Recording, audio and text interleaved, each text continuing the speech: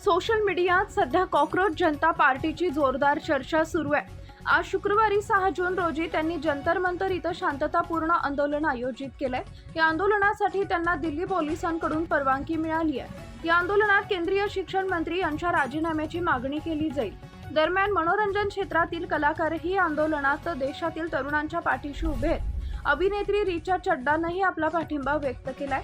अभिनेत्रीने यासंबंधी एक पोस्ट सोशल मीडियात शेअर केली आहे। बॉलिवूड अभिनेत्री रिचा चड्डानं सोशल मीडिया हँडलवर पोस्ट शेअर करत कॉक्रोच जनता पार्टीला पाठिंबा दर्शवलाय।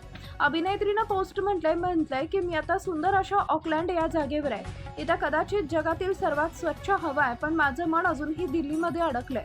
माझी प्रिय दिल्ली, माझ्या बालपणीचे, शाळेचे आणि कॉलेजचे शहर, जिथं मोठमोठे पार्क आणि जुने झाडी आहेत। मी माझ्या देशातील तरुणांना माझे प्रेम पाठवते। मला आशा आहे की तुम्ही वेगळी देशभक्त होण्यापेक्षा खरे देशभक्त व्हाल।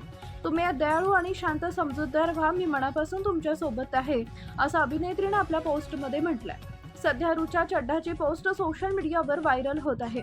अभिनेता अतुल कुलकर्णी यांनीही कॉक्रोच जनता पार्टीच्या आंदोलनात सर्व तरुणांना सहभागी होण्याच्या आव्हानाला पाठिंबा दिलाय।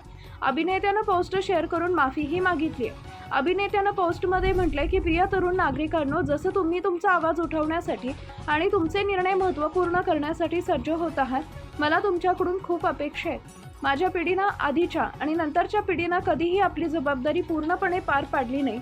आमच्याकडून चुका झाल्यात। आम्ही आमच्या वाट्यातील आव्हाने मागे सोडली आहेत, जी आता तुमच्या वाट्याला आली आहेत। यासाठी आता मी माफी मागतो।